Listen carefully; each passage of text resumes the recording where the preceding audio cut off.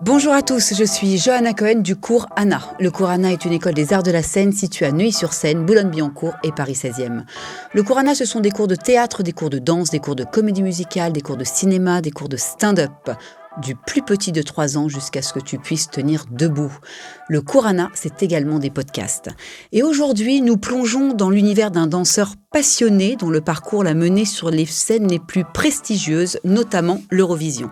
Originaire de Lyon et résidant à Marseille, ce jeune prodige a conquis le cœur du public en remportant l'émission Prodige Pop sur France 2 en 2023. Dès l'âge de 9 ans, il s'est illustré en devenant champion du monde de hip-hop en 2019. Depuis 2020, il est un pilier incontournable des performances françaises à l'Eurovision Junior, ayant accompagné des artistes tels que Valentina, Enzo, Lisandro et Zoé Closure sur scène. Parallèlement, il enrichit son parcours de danse contemporaine au sein de la RB Dance Company. Il participe à des émissions télévisées telles que La France a un incroyable talent. Ce mélange de rigueur, de créativité et de passion fait de lui un artiste complet et prometteur. Préparez-vous à découvrir l'histoire captivante de Timéo Garin. Bonjour Timéo. Bonjour. Je me suis pas trompée? Non. Tout est OK? Ah là là. Comment ça va? Très très bien, et toi? Ça va super. Déjà, je suis ravie de te recevoir. C'est bien la première fois que je reçois un si jeune danseur, mais jeune, mais avec un parcours de rêve quand même. Est-ce que tu peux nous raconter quand tout a commencé pour toi? Tout a commencé à l'âge de 4 ans, dès lors que ma maman m'a inscrit à mon premier cours de danse parce qu'elle me voyait souvent tourner sur la tête ou faire des cabrioles parce que j'essayais de ressembler à mes sœurs qui faisaient beaucoup de gymnastique. Et du coup, au début, c'est vrai que j'ai un peu nié le fait que j'aimais beaucoup la danse, notamment avec tous les préjugés autour de ce milieu. Mais elle a bien vu que je m'étais éclaté durant ces 1 heure et demie et elle a dit fonce et continue cette route. Et si jeune que ça, on a déjà des préjugés? T'as envie, déjà tu fais des cabrioles, t'as 4 ans, tu continues, 5, 6, 7. À quel moment on a des préjugés? Je pense que c'était plutôt l'influence du football, de tout l'univers du ballon, en tout cas qu'on avait dans les récréations, qui m'a fait dire que je voulais faire du foot par exemple, et que je niais le fait qu'au final j'étais pas forcément destiné à faire du football, mais plutôt à m'éclater pardon, et à faire de la danse. Donc t'es rentré en formation, t'avais quel âge? À vrai dire, je suis pas rentré en formation, juste je suis rentré dans différentes écoles de danse par rapport aux endroits où j'ai habité. Donc tu t'es quand même formé. Oui, oui, à vrai dire, oui. Et voilà. Donc tu as commencé à quel âge? J'ai commencé à 4 ans, donc j'ai commencé à faire de la danse urbaine, donc du hip-hop et du breakdance. Et ensuite, je me suis élargi avec de la house, du locking, même de la salsa ou des danses commerciales. Et ensuite, dès que j'ai connu la RB Dance Company, Romain m'a incité à élargir mon panel de styles de danse en faisant du jazz et du contemporain. Donc tu as une vraie formation quand même. Oui, Ah là là, si je pouvais, là, je te dirais, enlève-moi ce casque, fais-moi 3 pas. Peut-être qu'on va faire un peut-être. truc ensemble. À quel moment as-tu su que tu voulais participer à l'Eurovision Junior et comment s'est passée la sélection? L'Eurovision Junior, c'était un de mes premiers projets artistiques. J'avais déjà commencé en faisant le clip de Soul King Rockstar 2. Et par la suite, ma maman a déniché cette opportunité sur Instagram, étant donné que Sabrina Lonis fait régulièrement des annonces de casting sur ce réseau social. Ensuite, j'ai envoyé des vidéos de moi en train de danser avec mes différentes performances en compétition ou durant les cours de danse. Et ensuite, petit à petit, on m'a appris que j'ai pu faire l'Eurovision cette année-là. C'était fou. Honnêtement, oui, c'est vrai que pour un premier projet, c'est quand même quelque chose. Après, c'est vrai que les conditions ont fait que c'était pas non plus quelque chose d'incroyable, étant donné qu'il y avait le Covid et que c'était tourné en studio. Mais c'est vrai que de découvrir le monde de la scène, avec autant de techniciens, autant de caméras, c'est vrai que c'est quand même un coup de voir cette envergure à travers nos écrans. Et là, t'avais quel âge? C'était en 2020. On a des petites faiblesses. En mathématiques, ça va plus. Qu'est-ce qui se passe? Je sais pas. J'avais quel âge? Je devais avoir À peu près 10-11 ans. 10-11 ans. C'est quand même dingue de faire l'Eurovision, premier concours, grâce à maman, du coup. Mm. C'est fou. Bah, en soi, Maman, papa, très très présent pour toi. ah, beaucoup. Ouais, ouais, ils m'ont beaucoup accompagné et je les remercie encore à l'heure d'aujourd'hui. Bah, tu sais quoi, tu as 30 secondes pour faire une déclaration à tes parents tout de suite et maintenant. Bah, je vous remercie de tout l'amour que vous me donniez depuis tout petit, ainsi aussi que mes sœurs qui sont aussi beaucoup présentes pour moi et de toutes les opportunités que vous pouvez m'offrir à travers vos déplacements, votre accompagnement moral et voilà. Je vous aime. Merci beaucoup. T'as vu un peu? C'est les parents. Moi, je dis, il faut toujours dire merci à papa, maman quand ils Mm, sont là. Parce que c'est un investissement, c'est vrai. aussi. Un investissement de temps, un investissement financier aussi parfois. Donc, bon, voilà. Qu'est-ce que tu as ressenti de ta première répétition avec Lisandro pour son clip Aux Mamans? Euh, je remonte. Bah, à vrai dire, c'était beaucoup de kiff. Ouais, c'était beaucoup ouais, de kiff parce que j'ai su un peu au dernier moment que j'allais faire le clip et on a appris la Corée en très peu de temps. À vrai dire, je crois que c'était le jour même. Et Ah donc oui. ensuite, on s'est lancé sur le plateau. On a découvert Lissandro qui encore à l'heure d'aujourd'hui est un bon pote à mes yeux. Et ouais, on s'est beaucoup éclaté. C'est vrai qu'il y avait un peu de pression parce qu'on venait à l'instant d'apprendre la chorégraphie, qu'il y avait déjà tous les techniciens qu'il fallait filmer. Mais sinon, bah, une fois qu'on danse, on prend beaucoup de plaisir et voilà. Et comment tu gères le stress? Bah, j'essaye de pas trop y penser. Après, j'ai pas été, enfin, je ne suis pas une personne qui stresse beaucoup.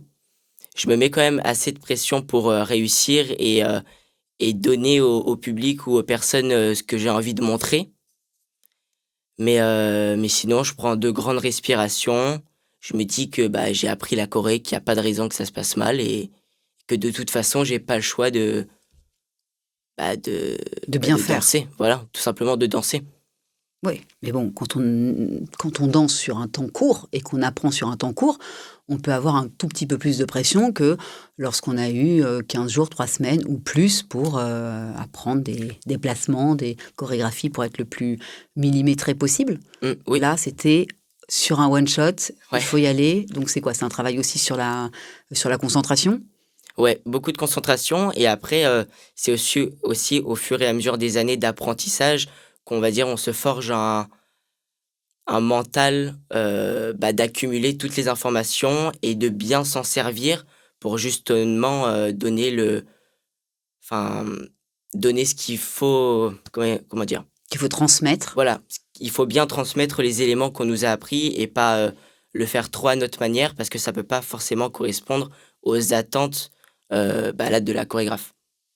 Combien d'heures de danse par semaine?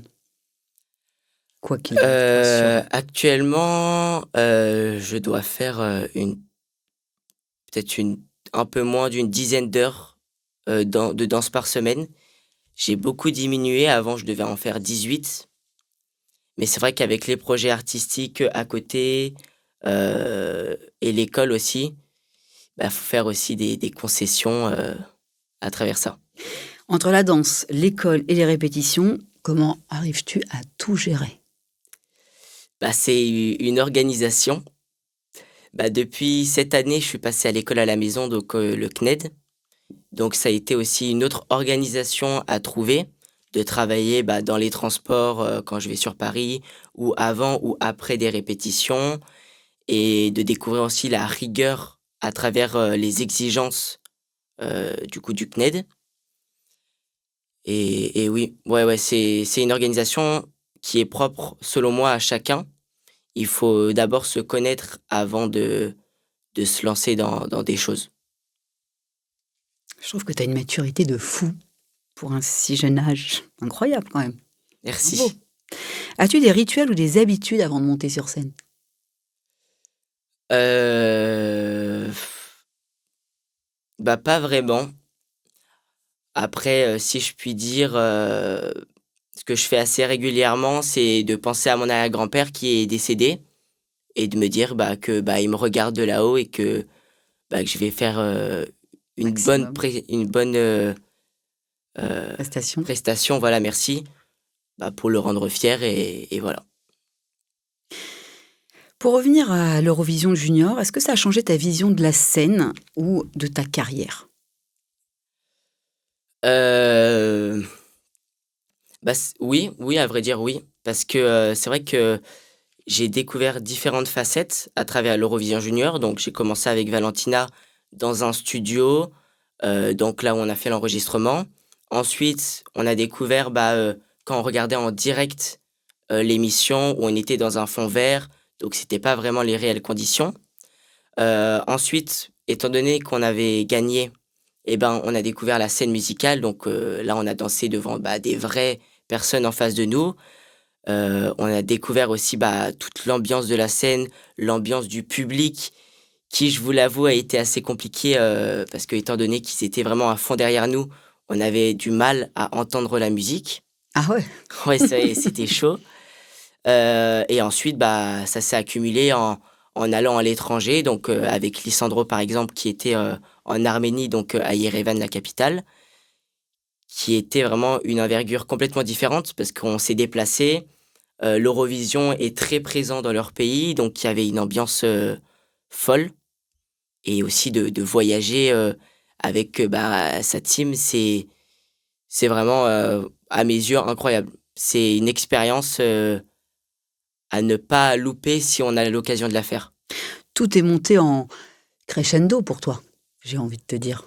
C'est step by Oui, step, oui. tu allé à Après la c'est vrai que rencontre du commencer par public. l'Eurovision, c'était assez colossal. J'aurais pu peut-être commencer par d'autres choses. Après j'ai pas forcément eu les opportunités pour, mais c'est vrai que, ouais, l'Eurovision, ça a été un grand tremplin. Ensuite, j'ai découvert la RB Dance Company qui m'a apporté beaucoup de choses artistiquement et aussi avec les projets artistiques, donc en faisant des clips avec, des artistes, donc avec Sohan par exemple, ou tout simplement pour Romain qui a fait aussi des clips vidéo et qui maintenant lance son spectacle. Donc ouais. Quels artistes ou danseurs t'inspirent le plus? Heu, j'ai pas forcément, d'artistes qui me passionnent ou avec qui j'essaye de m'inspirer. Mais c'est vrai qu'il y a une compagnie que j'aime beaucoup qui s'appelle Jungle, donc qui a un style de musique qui est assez funk, assez house que j'aime beaucoup et en plus de ça, on peut voir des danseurs à l'intérieur, Mmh. qui font des clips ou même qui font les concerts à travers du coup les chansons qu'ils ont montées à côté et je trouve ça vraiment inspirant de voir tout le mélange de styles qu'ils ont pu faire parce que, pour moi, un danseur, il ne doit pas se limiter à à un seul type de danse. Il doit piocher un peu de partout pour se forger une identité et correspondre à plusieurs critères et tout simplement proposer le plus large choix aux chorégraphes qui ont besoin de Donc ça, c'est un petit conseil que tu peux transmettre à tous ces jeunes qui aussi. ont envie de rentrer dans ce métier. Formez-vous et touchez à tout, Oui, exactement. que ce soit du classique, du contempo, du hip-hop, Oui. de l'urbain, enfin, bon, tout À ça. vrai dire, le classique, je vous avoue que je suis passé un peu à la trappe. Il faut que j'en fasse, j'en suis au courant et tout le monde, me le dit. Mais pour le moment, j'en ai pas encore fait. Pourquoi pas Pourquoi? à Parce que tu pas l'avenir? prêt? C'est pas je sais que c'est important d'en faire, mais c'est vraiment quelque chose qui me passionne pas du tout. Mais est-ce que c'est une obligation? Ah, une obligation, non, mais c'est quand même nécessaire pour les ports de bras, les tenues de corps. Et ça, tu l'as pas dans le contempo ou dans le modern jazz? C'est pas des bases quand même qu'on vous Aussi, apprend? mais c'est vrai que là, c'est vraiment spécifique et on voit quand même chez les danseurs une personne qui a déjà fait du classique et une autre qui n'en a pas fait. Et ça commence pas très, très jeune? Est-ce que quand on a ton âge, je sais pas, un peu tard? C'est Heu, je sais pas moi, je suis pas bah, danseuse. J'aime la danse, mais Bah, à vrai dire, non, je pense qu'à aucun moment on peut se dire qu'on a fait les choses trop tard. Beaucoup de danseurs ont commencé, bah, par exemple, Romain Rachid Borgio a commencé la danse vers 15 ans, 16 ans et à l'heure actuelle, il propose quand même des choses, assez colossales et très intéressantes. Donc non, non, je pense qu'il faut pas se dire qu'il est trop tard pour faire quelque chose, que ça soit dans la danse ou à mon avis au sens large, dans différentes choses. Donc il n'y a pas d'âge pour se former. Exactement. On prend tout. Mmh. Si tu pouvais collaborer avec n'importe quel artiste, qui choisirais-tu et pourquoi? C'est une très bonne question. Mais on n'a que des très bonnes questions ici, sinon, voilà. Heu, Bah, je suis un peu mitigé parce que c'est vrai que j'aimerais un peu, bah, tout faire. Autant toucher, aux scènes, de spectacle, donc en faisant des concerts ou, en faisant des shows télé ou en faisant dans des salles de spectacle. Après avec qui? Je sais pas trop. C'est vrai que Jungle, une fois de plus, peut revenir parce que c'est vraiment un mélange de styles qui est très intéressant et auquel je me sentirais peut-être à l'avenir, pourquoi pas, d'essayer d'y intégrer parce que, bah, je trouve ça vraiment cool. Et en plus, bah, ils font des clips vidéo et ils font aussi, bah, des concerts étant donné que, bah, beaucoup de gens les écoutent sur les différentes plateformes et donc ils proposent des shows, en live. Heu et sinon à part ça, il y a pas grand chose qui me vient, à l'esprit. C'est pas grave, tu as le droit. Tu fais partie de la RB Dance Company. Qu'est-ce que cette expérience t'apporte dans ton parcours de danseur? Bah, comme tous les projets en soi, c'est que du plus parce que, bah, chacun, apporte, bah, sa spécialité, donne des conseils donc comme je l'ai dit précédemment, bah, Romain m'a m'a dit m'a proposé, heu, de faire, d'élargir mon panel de danse donc en faisant du jazz et du contemporain et donc ça a amélioré, en tout cas selon moi, je l'espère, bah, des qualités de corps et des choses à proposer. Et artistiquement, par rapport au projet, c'est vrai qu'il m'a quand même assez accompagné donc dès le début, en faisant des clips et maintenant en intégrant son spectacle qui va être assez colossal et très impressionnant, je pense. C'est quoi les projets de Timéo Garin dans les semaines qui viennent, dans les mois qui viennent? Heu, oui, c'est vrai qu'il y a un autre projet qui vient, qui est un peu plus personnel, en tout cas à mes yeux. C'est, la création d'une application. Donc qui sera pas, dans les prochaines semaines ou les prochains mois, mais peut-être, dans moins d'un an en tout cas.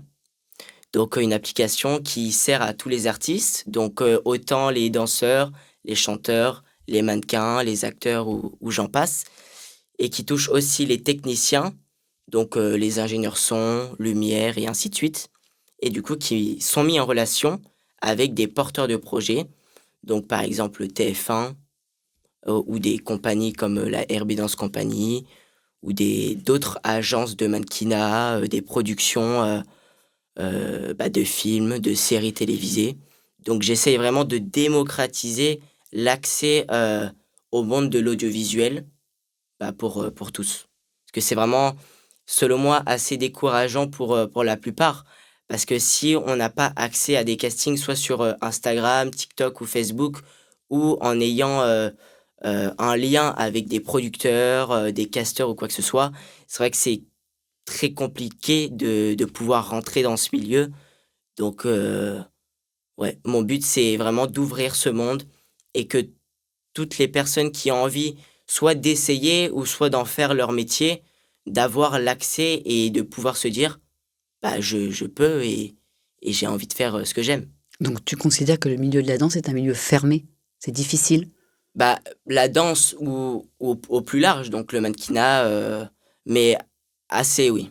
On peut faire des compétitions, donc ça c'est ouvert, donc chaque école de danse, bah, connaît les compétitions, donc ils s'inscrivent. Mais c'est vrai que les projets artistiques, c'est pas non plus le monde le plus ouvert, tout le monde n'y a pas forcément accès. Mmh. Tu as un rêve? Très bonne question une fois de plus. Bah, j'ai pas vraiment de rêve, j'ai plutôt des buts. Heu, donc c'est vraiment, de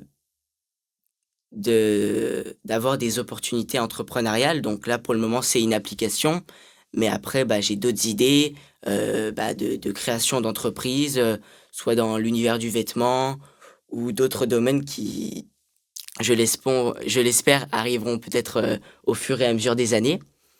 Et en plus de ça, bah, si ça marche, faire ma passion, donc la danse et pourquoi pas, bah, de l'acting, ou autre chose. T'es ambitieux, hein?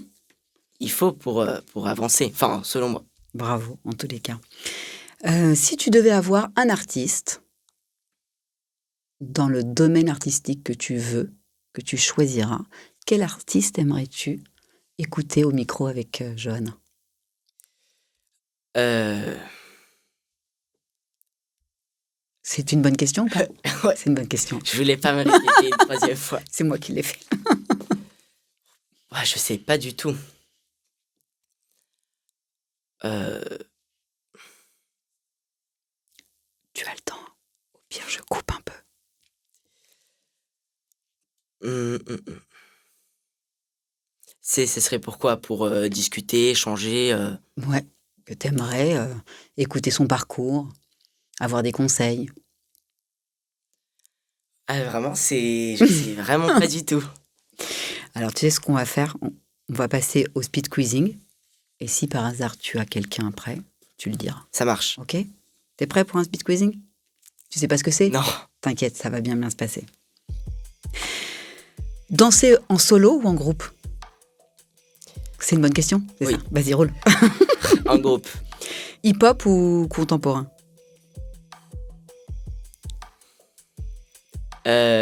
Joker, en vrai Joker.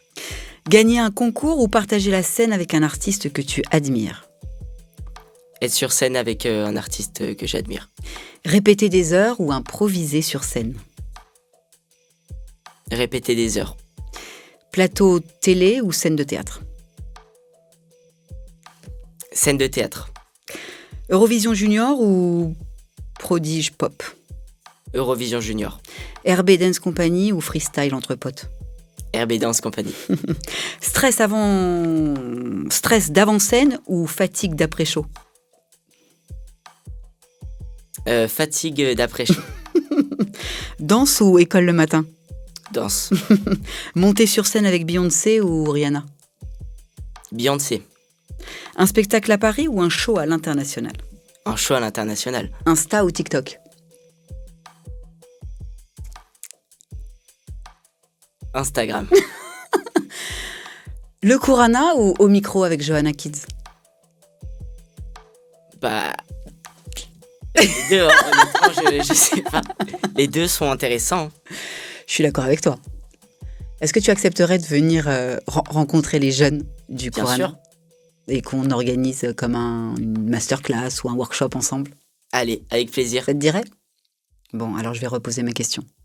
Est-ce que tu penses à un artiste que tu aimerais écouter au micro avec Johanna et connaître son parcours et donner des conseils, vous donner des conseils, que ce soit sur la danse ou sur le théâtre ou sur le cinéma? Ça peut être un réalisateur, un comédien. Vraiment, il y a personne qui me vient à l'esprit. Il y a que moi. Les autres ne m'intéressent pas. Bah non, parce que en vrai, je peux dire un peu, pas n'importe qui, mais des grandes figures en général. Mais c'est vrai que chaque parcours est intéressant. Oui, mais il n'y en a pas un comme ça où tu te dis, oh là là, si j'avais la possibilité de le rencontrer ou de la rencontrer, j'aimerais bien savoir comment elle a fait pour. Non? Même pas. Bah écoute, tant Parce pis. qu'en vrai, avec les réseaux sociaux, on peut. Moi, j'écoute beaucoup de podcasts ou d'interviews. Donc en vrai, je me suis quand même renseigné sur différentes personnes, pas forcément des artistes, mais ouais, sur différentes personnes. Donc on a accès à beaucoup d'informations en soi. Ouais, donc c'est pas la peine. Non, mais c'est vrai qu'à l'esprit, c'est pas de faire de jaloux, mais c'est que, en vrai, j'ai peur de me dire après, «Ah, j'ai dit ça», alors qu'au final, il y a quelqu'un qui va me dire, enfin, je vais avoir l'idée d'une autre personne et je vais me dire: «Bah, c'était Mais c'est évident» pour tout le ou monde pareil. C'est pour tout le monde pareil. ouais, C'est pas grave, tu peux le dire. Bon, là, il n'y a personne, c'est pas grave. On s'en fiche. Allez, Un grand merci. Vraiment, merci beaucoup à merci toi. d'avoir joué le jeu et parcours plus qu'intéressant. En tous les cas, moi, je te souhaite le meilleur et je sais, parce que je te suis, que tu vas aller loin. Merci Vraiment. beaucoup. Merci à toi.